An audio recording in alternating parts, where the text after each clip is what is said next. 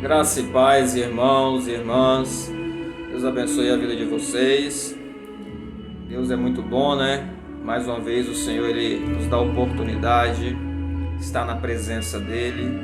Isso é muito bom. Agradeça a Deus enquanto você tem oportunidade de estar com Ele, de falar com Ele, de viver aquilo que Ele tem para a sua vida. Que o maior propósito da nossa vida é viver a vontade de Deus, que a vontade de Deus seja estabelecida em nosso meio, que a vontade de Deus seja estabelecida nas nossas vidas, na sua vida, em nossas vidas, para que o nome dele seja glorificado de acordo com tudo aquilo que nós fazemos, as nossas práticas venham glorificar o nome de Jesus Cristo. Esse é o nosso maior objetivo enquanto estamos vivos. Nós precisamos fluir de acordo com a vontade de Deus. Quando nós fluímos na vontade de Deus, de acordo com o chamado a qual Ele estabeleceu para nós, então nós vamos prosperar espiritualmente, fisicamente, emocionalmente, financeiramente. Em todas as áreas da nossa vida, nós seremos prósperos, nós teremos o Shalom de Deus, que é a paz e a prosperidade em todas as áreas da nossa existência. Amém? Quero deixar para vocês uma palavra que está lá em Mateus, onde, não vou ler aqui os textos, mas depois você pode ler, mas em Mateus é onde começa, no capítulo 1, a respeito da linhagem de Jesus Cristo. E há uma linhagem de Jesus Cristo, onde Jesus Cristo é dado aqui como homem, filho de Davi, filho de Abraão, porque ele vem da linhagem humana, ele vem de Adão, na verdade, né? E Lucas ele fala da linhagem de Jesus Cristo a partir de Adão, e Mateus fala da linhagem de Jesus Cristo a partir de Davi e a partir de Abraão. Então, nós vemos aqui o processo e o progresso da linhagem de Jesus Cristo, mas mostrando ele como ser humano, um homem que veio, um Deus, né, que veio como homem, mesmo sendo divino, mas ainda assim ele deixou a sua glória para vir como homem. E o texto, a partir do versículo 18, vai falar da linhagem divina de Jesus Cristo. Até o versículo, Mateus 1, versículo 1 ao versículo 17, fala da linhagem humana, que é a conhecida genealogia de Jesus Cristo. E a partir do versículo 18 fala da linhagem divina, porque começa falando que Maria, esposa de José, estava grávida do Espírito Santo. Então Jesus Cristo, ele não veio através de um relacionamento natural, mas ele veio através do Espírito Santo, que o Espírito Santo, que é o Espírito de Deus, gerou Jesus Cristo no ventre de Maria, gerou um menino no ventre de Maria que foi chamado depois de Jesus, né? Foi chamado depois de Jesus como Salvador. Mas foi o Espírito Santo, aquele mesmo Espírito que lá no princípio do Gênesis pairava sobre a face das águas, que é o poder de Deus, né? Para criar todas as coisas, porque o Espírito é o poder de Deus. Quando Jesus ele fala a respeito do Espírito para os discípulos e fala: vocês esperam aqui em Jerusalém porque vocês vão receber poder, virtude. Este poder é o que traz o impossível ao homem à existência. É este poder que torna todas as coisas possíveis. Como que uma mulher sem um relacionamento natural, sexual, normal com o homem gera um filho? Somente através do poder do Espírito Santo. Para demonstrar para você que Deus tem poder para fazer qualquer coisa. Deus tem poder para fazer tudo. Deus tem poder para trazer à existência aquilo que não existe. Através da sua fé, você pode trazer à existência aquilo que não existe. Você pode crer que Deus é poderoso para fazer muito mais além, abundantemente, além daquilo que você pensa, daquilo que você espera. Então, o poder de Deus, ele não pode ser compreendido. Não tente compreender o poder de Deus através da razão, porque você não terá explicação.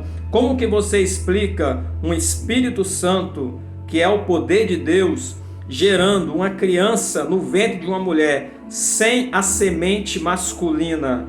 Não tem explicação, cientificamente falando, não tem explicação. Esqueça a ciência, porque a ciência não vai te dar respaldo para essas realidades espirituais. Nós estamos falando aqui de coisas espirituais. Então, coisas espirituais são entendidas espiritualmente. Então, se você crer no poder de Deus, esse é o Jesus Cristo, que veio como homem, descendente de Davi e de Abraão, mas ele já existia antes da fundação do mundo. Ele já existia antes de todas as coisas virem a existir. Então ele vem como uma semente agora no ventre de Maria para ser gerado e se tornar um homem, para se tornar o Salvador da humanidade. Então aqui você tem o princípio do poder de Deus para gerar aquilo que é impossível ao homem. Assim como Deus no princípio criou todas as coisas pela sua palavra, agora esta palavra ela encarna como filho, como homem, que é a palavra viva, encarnada, como de João capítulo 1, que no princípio era a palavra estava com Deus e a palavra era Deus. E no versículo 14, e a palavra se tornou carne. Esta palavra que é o poder de Deus que está no nosso meio hoje, operando aquilo que é impossível para você, aquilo que é impossível para nós, Deus pode fazer todas as coisas. E quando você dá prosseguimento à leitura a partir do versículo 18, você vê que aparece para José um anjo para poder avisar ele. Então, no capítulo 1 até o capítulo 2, você vai ter pelo menos 3 aparições de anjos para José. Então, nesse primeiro momento, José ele tem um sonho, e fala no versículo 20, enquanto meditava sobre isso, eis que em sonho lhe apareceu um anjo. Um anjo apareceu para ele para falar que Maria estava grávida e não deveria deixar ela. E esse que nasceria seria chamado de Jesus. Ele salvaria o povo dos seus pecados, versículo 21. E isso para se cumprir o que disse pelo profeta, versículo 23. Eis que a virgem conceberá e dará à luz um filho, ele será chamado Emanuel, que significa Deus conosco. Quem profetiza o Emanuel, Deus conosco, é o profeta Isaías, lá no capítulo 7, versículo 14, quando ele fala da vinda de Deus. O Emanuel, Deus conosco, é aquele que vem para armar uma tenda em nosso meio e fazer morada em nosso meio. É este Deus que está tão distante, transcendente, incompreensível pela razão humana, mas que se torna presente através da vida de Jesus Cristo no nosso meio. Então esse Jesus é o que veio para salvar os povos, salvar aqueles que creem nele dos seus pecados. Não são os pecados dele, mas são os nossos pecados. Mas ele veio nos salvar, ele veio manifestar. E quem avisou para José a respeito da vinda desse Jesus foi um anjo que apareceu em sonho. Apareceu para ele. Em outros momentos esse anjo também aparece. Jesus aqui é dado como primogênito de Maria. Ele é o unigênito de Deus, porque é o Filho único, mas ele é o primogênito de Maria, porque posteriormente Maria teve outros filhos. Então ele não foi unigênito de Maria, ele foi primogênito de Maria. E primogênito significa primeiro filho. Primeiro filho. O primogênito ele é entregue, ele é consagrado a Deus. Quando você vê nas leituras do Antigo Testamento, quando Deus ele consagrou os primogênitos, e os primogênitos foram consagrados a Deus. A tribo de Levi também veio como substituição para ser consagrada a Deus em analogia ou em representação do restante do povo de Israel. Então Jesus Cristo ele vem como primogênito, porque ele foi o primeiro filho de Maria, mas depois teve outros que veio, mas ele é unigênito de Deus, porque ele é o único filho de Deus.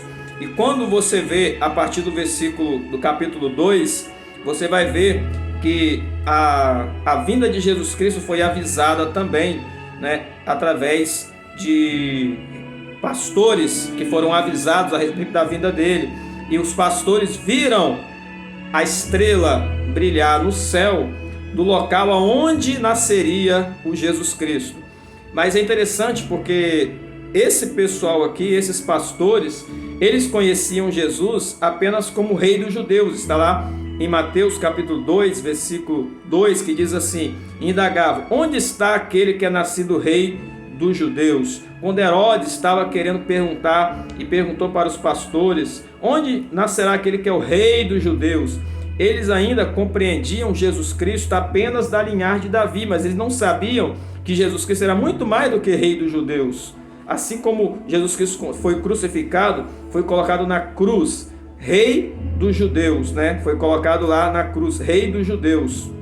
Mas Jesus Cristo é muito mais do que Rei dos Judeus. Jesus Cristo é Rei dos reis, Senhor dos senhores. Ele não é apenas rei de uma nação, mas ele é governante das nações. Ele é governante, dominador das nações, como diz outros profetas, que ele teria o cetro, o governo estaria sobre os ombros dele, ele governaria sobre as nações. Jesus Cristo é muito mais do que um rei geográfico ou político, é um rei do mundo, do cosmo, é o rei do universo, é o rei de todas as coisas criadas. E essa compreensão é fundamental para que você avance naquilo que Jesus Cristo quer fazer através da sua vida, aquilo que Jesus Cristo está fazendo através das nossas vidas. Os pastores foram conduzidos, eles foram guiados para onde estava Jesus. E esse Jesus, ele seria o guia,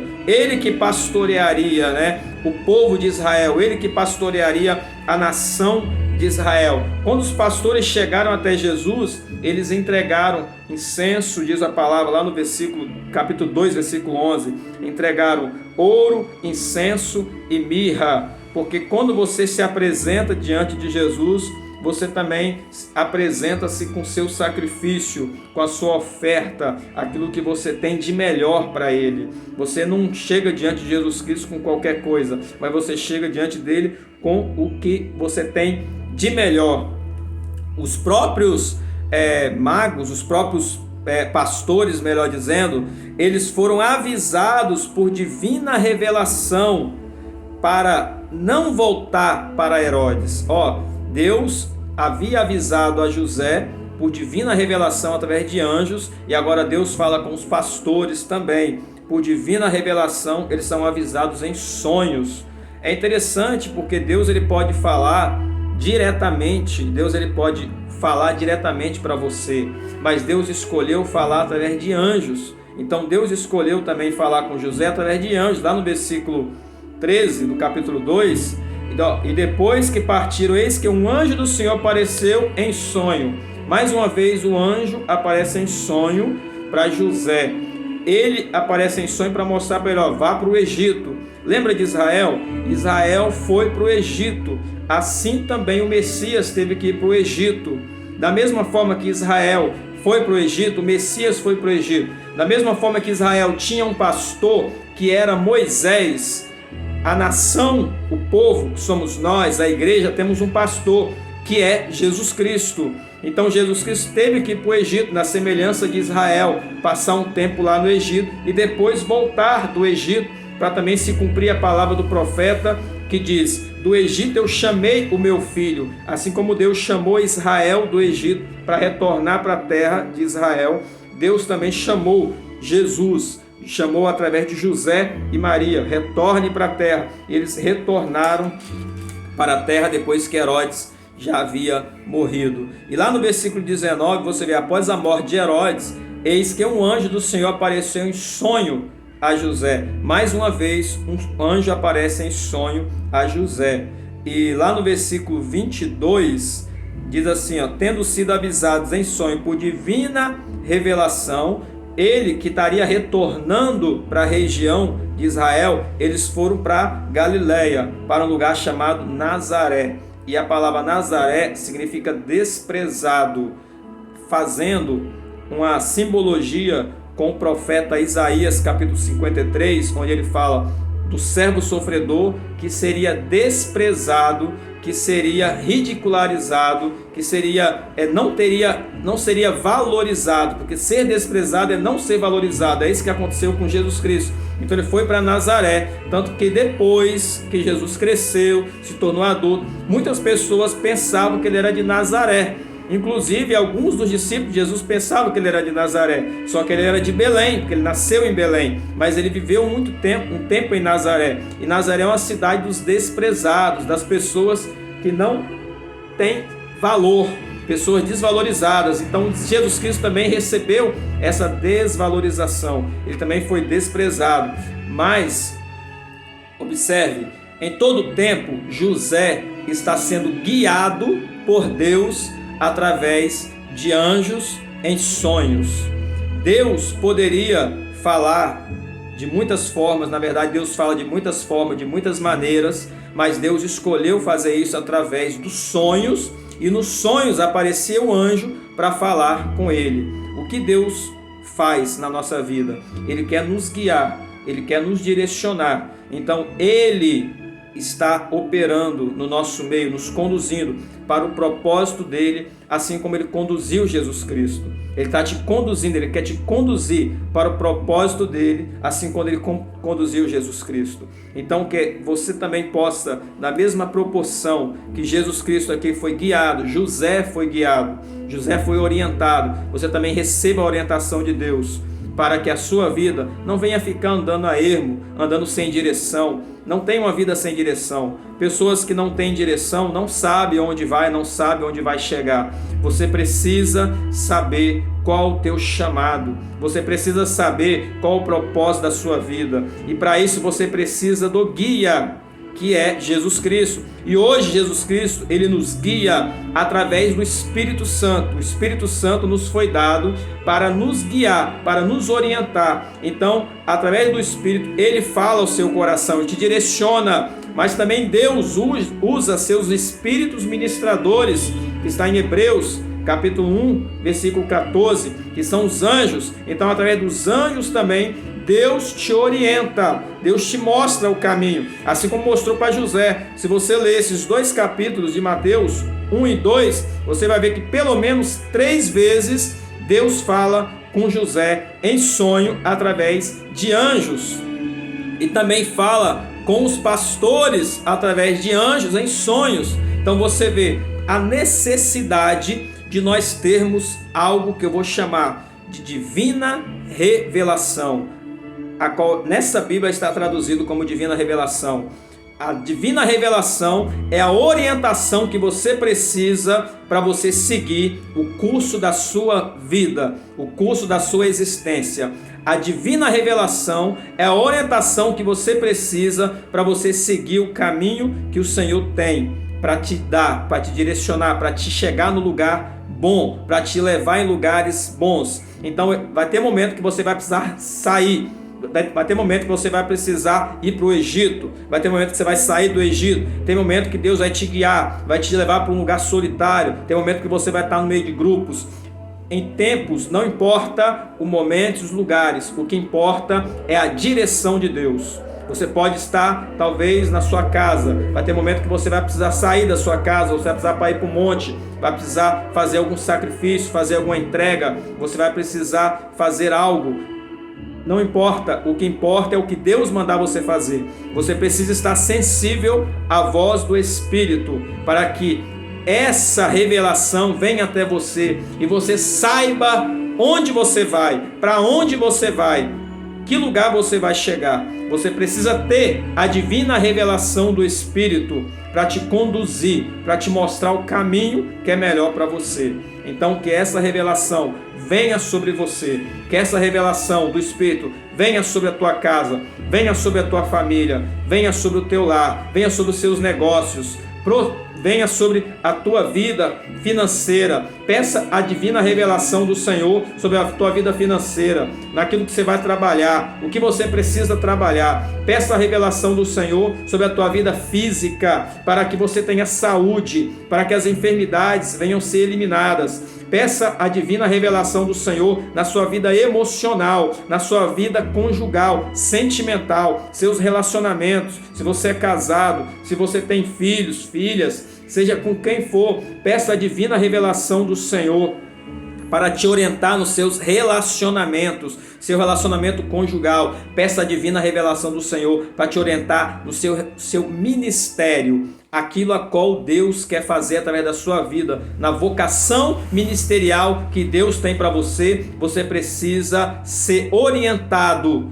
assim como José, assim como Maria, assim como Jesus, que era orientado através de divina revelação. Ele era guiado para cumprir os planos de Deus. Você precisa também ser guiado para cumprir os planos de Deus. Amém? Que a mão do Senhor esteja sobre a sua vida, que a divina revelação do Senhor venha sobre você em sonhos, em visões.